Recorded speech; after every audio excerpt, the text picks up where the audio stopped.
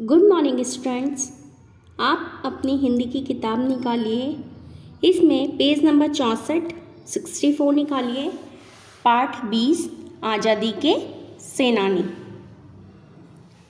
सबसे पहले हम इस पाठ का परिचय पढ़ते हैं। प्रस्तुत पाठ में भारत के महान स्वतंत्रता सेनानी सुभाष चंद्र बोस के बारे में बताया गया है। इस पाठ में आपको सुभाष चंद्र बोस के बारे में बताया गया है।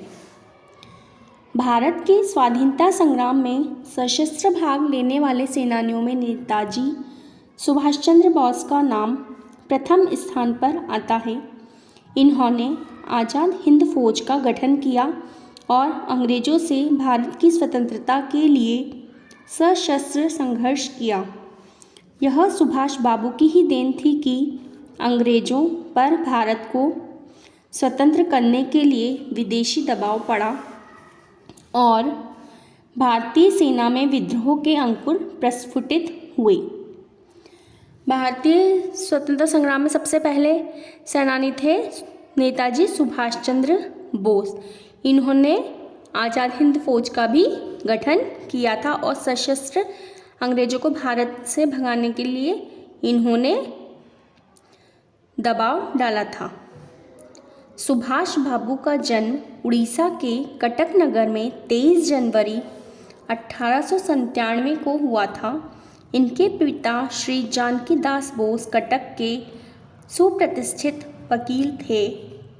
उनकी माता श्रीमती प्रभावती एक धार्मिक महिला और रामकृष्ण परमहंस की भक्त थीं। इनका जन्म उड़ीसा के कटक गांव में हुआ था 23 जनवरी 1897 को और इनके पिता एक वकील थे और माता धार्मिक महिला थी। सुभाष बाबू का बचपन कटक में ही बीता था। पहले वे घर पर ही पढ़े, फिर एक एंग्लो इंडियन स्कूल में पढ़े। मैट्रिक परीक्षा उन्होंने राबिनिशा कॉलेजिएट स्कूल में प्रथम श्रेणी में उत्तीर्ण की। पूरे विश्वविद्यालय में उन्होंने दूसरा स्थान प्राप्त किया था। इससे पहले ही वे स्वामी विवेकानंद के साहित्य को पढ़ चुके थे और स्वामी रामकृष्ण परमहंस के विचारों से प्रभावित हो चुके थे। उच्च शिक्षा के लिए वे कलकत्ता गए। वहाँ उन्होंने प्रेसिडेंसी कॉलेज में पढ़ाई शुरू की। यहाँ वे अरविंद घोष के विचारों से प्रभावित हुए। इंटर की परीक्षा आपने इसी कॉलेज से प्रथम श्रेणी में उत्तीर्ण की। अगले वर्ष उन्होंने भारतीयों के स्वाभिमान को चोट पहुंचाने वाले एक अंग्रेज अफसर को थप्पड़ मार दिया। इस कारण उनको कॉलेज से निकाल दिया गया। कलकत्ता से वे कटक आ गए। उस समय वहाँ हैजा फैला हुआ था। वहाँ उन्होंने कुछ साथियों का दल बनाकर हैजा पीड़ितों की सेवा और सहायता की। फिर उन्होंने दर्शन शास्त्र में BA ऑनर्स की परीक्षा प्रथम श्रेणी में उत्तीर्ण की। सुभाष चंद्र बाबू का बचपन कटक में ही बीता था। वो पहले घर पर ही पढ़ते थे और उन्होंने सबसे पहले एंग्लो इंडियन स्कूल में पढ़ाई की। उसके बाद वे रबिन्शा कॉलेजिएट स्कूल में प्रथम श्रेणी में उत्तीर्ण हुए और पूरे विश्वविद्यालय में कॉलेज में वह दूसरे स्थान पर आए।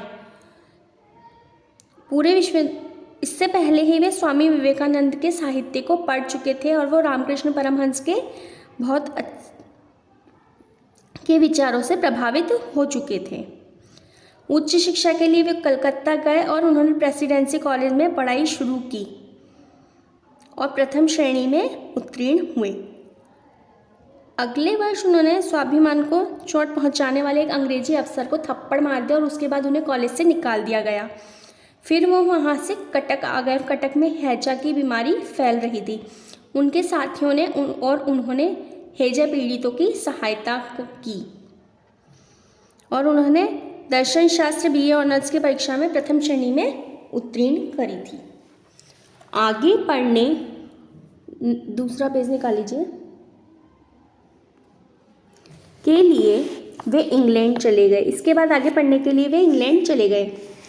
वहाँ कैम्ब्रिज विश्वविद्यालय में पढ़ते हुए उन्होंने इंडियन सिविल सर्विस की परीक्षा उत्तीर्ण की, जिसमें उन्होंने चौथा स्थान प्राप्त किया।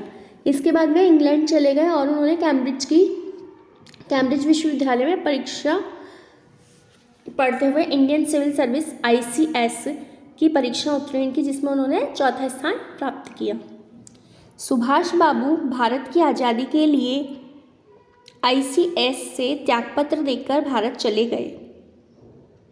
कलकत्ता में उन्होंने देशबंधु चित्तरंजन दास के साथ विदेशी वस्तुओं के बहिष्कार आंदोलन का नेतृत्व किया।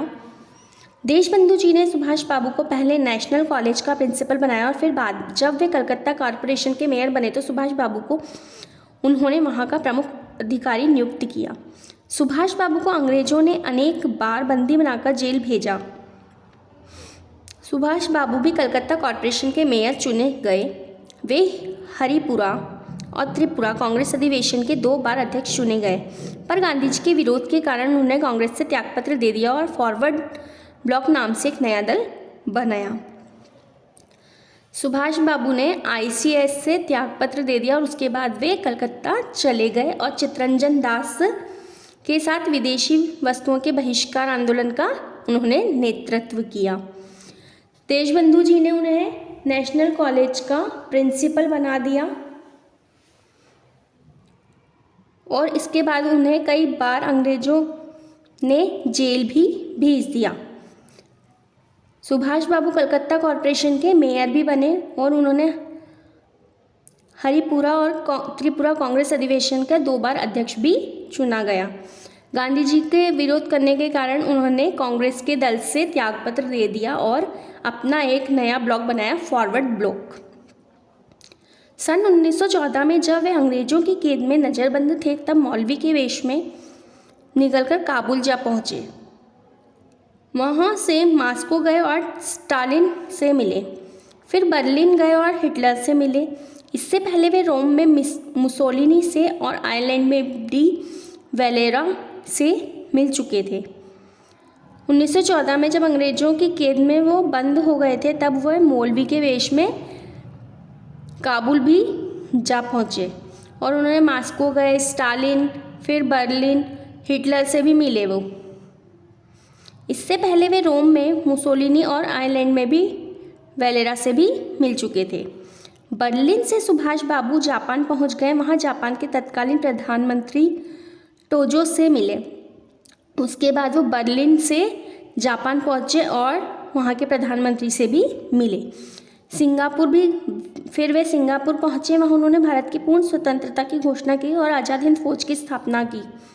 उन्होंने 3 नारे दिए। पहला था जय हिंद, दूसरा दिल्ली चलो और तीसरा तुम मुझे खून दो मैं तुम्हें आज़ादी दूंगा। सिंगापुर जाकर सुभाष चंद्र बोस ने भारत की स्वतंत्रता की घोषणा की और 3 नारे दिए थे। पहला था जय हिंद, दूसरा है दिल्ली चलो और तुम मुझे खून दो मैं तुम्हें आज़ादी दूंगा। भारत को स्वतंत्र कराने के लिए सुभाष बाबू सिंगापुर से रंगून आ गए। वहाँ उन्होंने आज़ाद हिंद फौज का कार्यालय खोल दिया। उनकी आज़ाद हिंद फौज अंग्रेजी सेना को खदेड़ती हुई कोहिमा तक पहुँच गई, किंतु इसी समय जापान से हथियार डाल दिए। आज़ाद हिंद फौज में मलेरिया फैल गया, इसलिए सुभाष बाबू आज़ाद हिंद फौज के साथ पीछे हटने को विवश हो गए।